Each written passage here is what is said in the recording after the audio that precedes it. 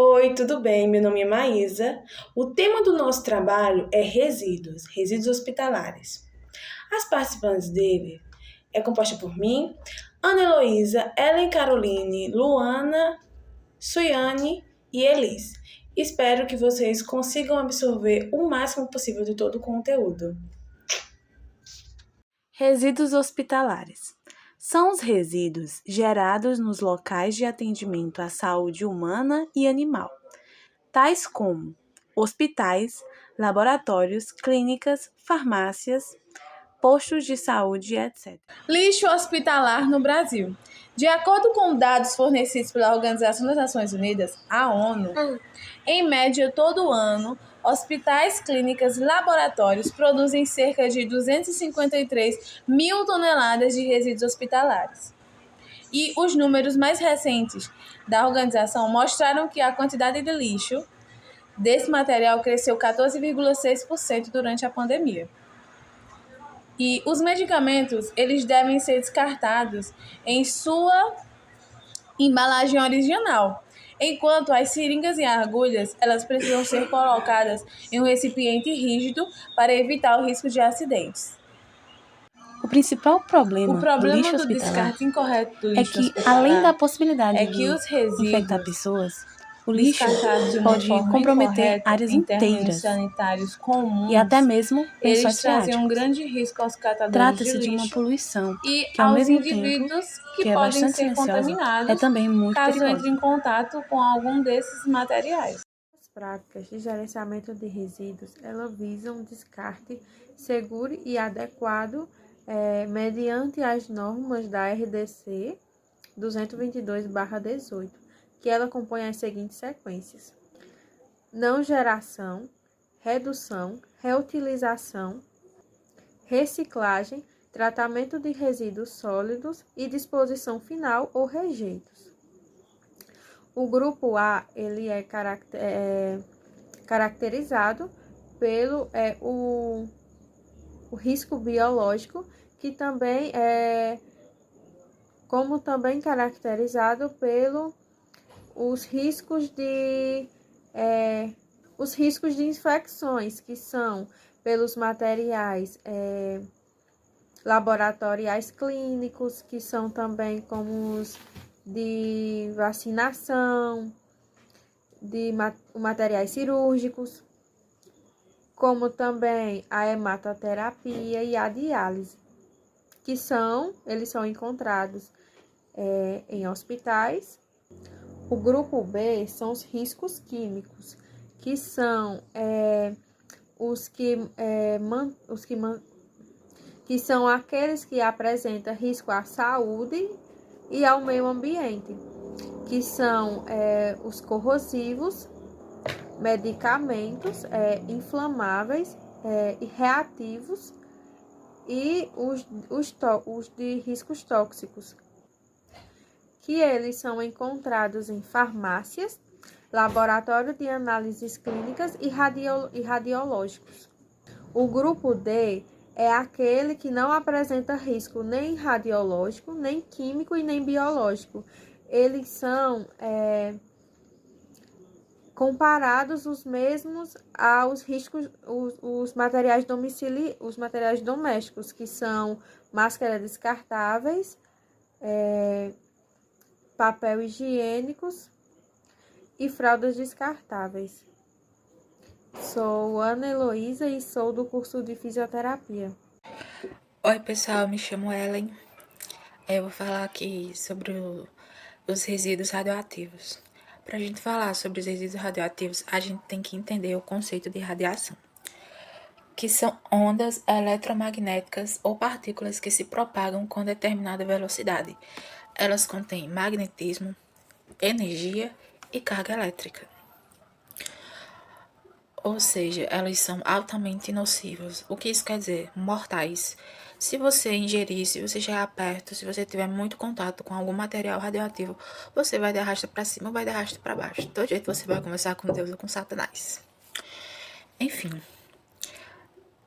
não tem como falar disso sem falar do acidente de Chernobyl, que foi de grau 7, ou seja, o mais radioativo de todos. Nele teve uma explosão de um reator e com essa explosão a radiação se espalhou pela cidade inteira, matando milhares de pessoas em questão de horas e em questão de dias. Nas proximidades de Chernobyl, quem não morreu sofreu com as consequências até hoje, que tem pessoal vivo ainda, né, nas localidades. Ou tiveram câncer, ou tiveram deformidades, animais também tiveram deformidades. Então foi um acidente muito grave que poderia ser evitado com ali se a biossegurança tivesse sido aplicada lá e talvez um sindicato trabalhista, né? Mas enfim, foi o pior acidente de todos. Aqui no Brasil, teve um acidente em Goiânia em 1987, um ano depois do acidente de Chernobyl, quando um mau elemento simplesmente jogou um aparelho de radioterapia no lixão. E os catadores simplesmente pegaram para ver, curiosidade, nunca tinham visto um aparelho daquele. Explodiram a caixa de chumbo e lá encontraram o Césio-137, que é um pozinho azul. Nisso eles acharam extremamente curioso, levaram para casa, tiveram muito contato. As crianças brincavam, ingeriram, cheiraram. Desculpa, corta essa parte. Tiveram muito contato com o Césio-137 e acabou que nisso 4 pessoas morreram, mas muitas pessoas tiveram cânceres e deformações pelo corpo também. Aqui no slide tem uma foto de uma criança que infelizmente eu não vou lembrar o nome agora, mas ela foi um símbolo desse acidente em Goiânia, porque é criança e sempre criança gera mais comoção. Olá, gente, boa noite. Meu nome é Suiane e eu fiquei com o grupo E, perfurantes. São constituídos por materiais perfucortantes como objetos e instrumentos contendo cantos, bordas, pontos ou protuberância rígidas e agudas capazes de cortar. Exemplos: agulhas, ampolas de vidro, scalpel, lâminas de bisturi, todos os tecidos de vidro quebrado no laboratório. Responsabilidade dos resíduos de serviço da saúde.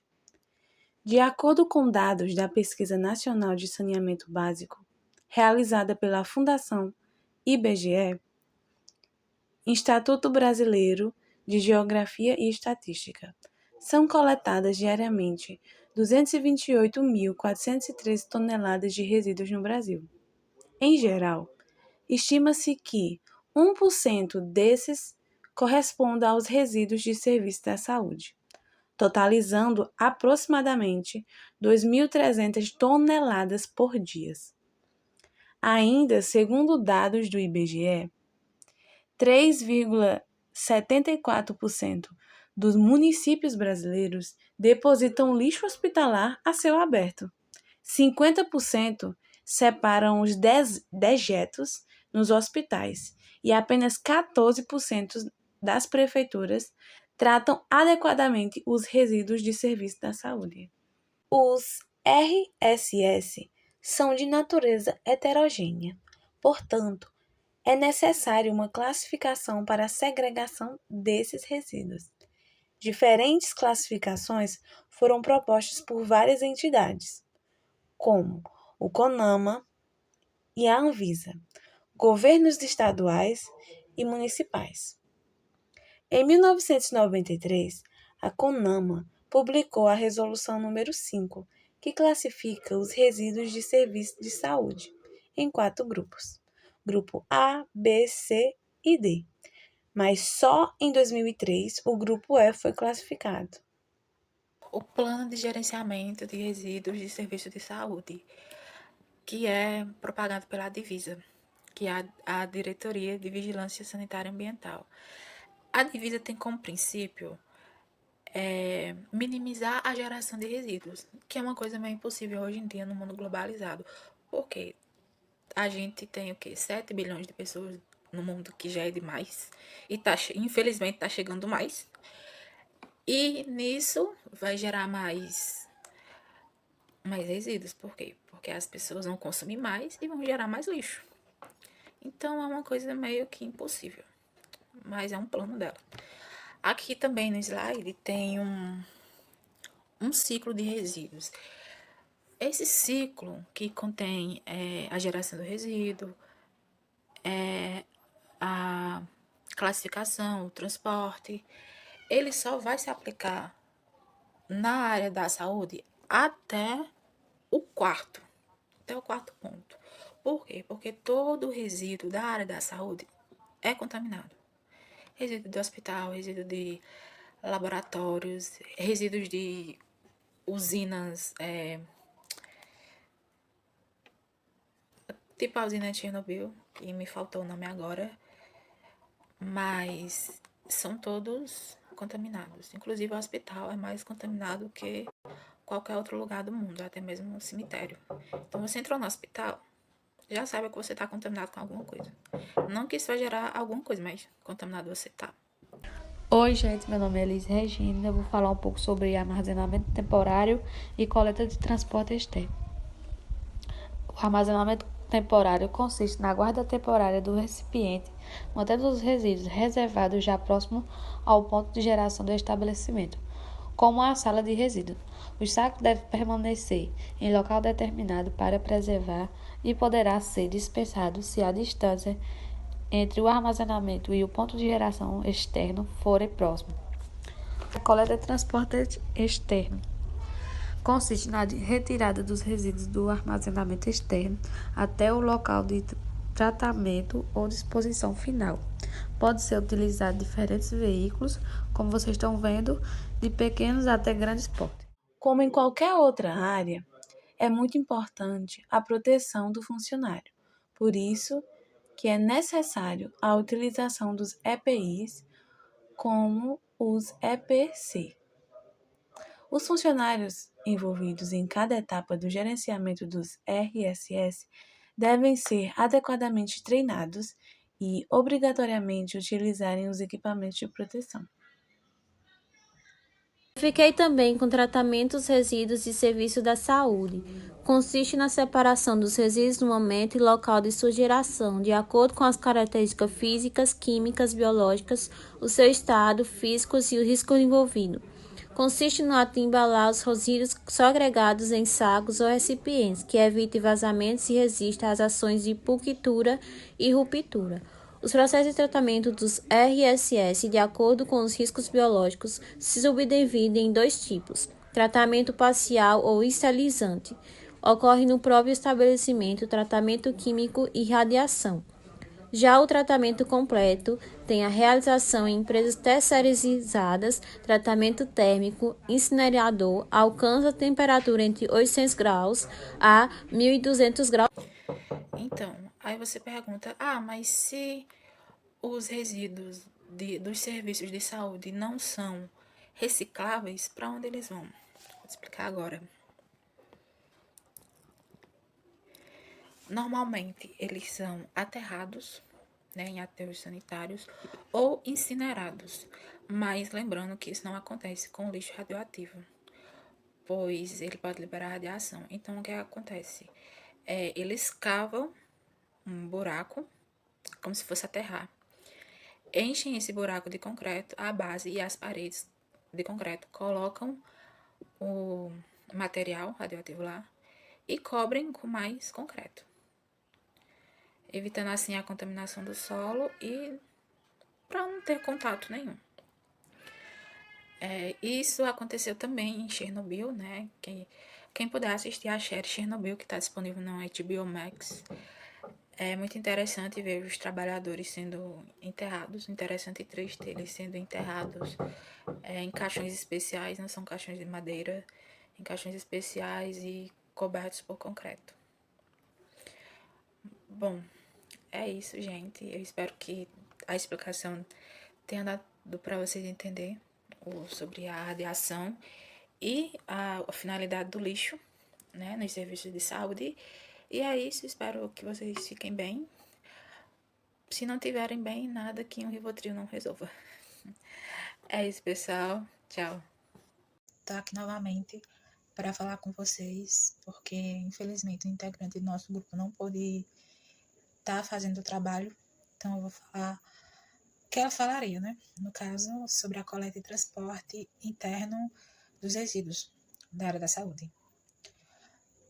Bem, esses resíduos, eles são postos em coletores com identificações de cada risco dele, seja químico, radioativo, enfim, perfuro cortante, enfim, vai ter seu coletor específico.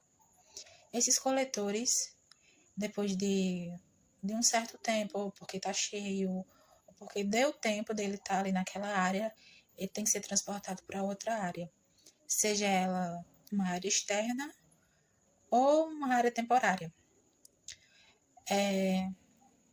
Eles são postos em coletores, como eu já falei, e para transporte desse resíduo, tem que ser um caminho diferente, percorrido por outros transportes de outras coisas.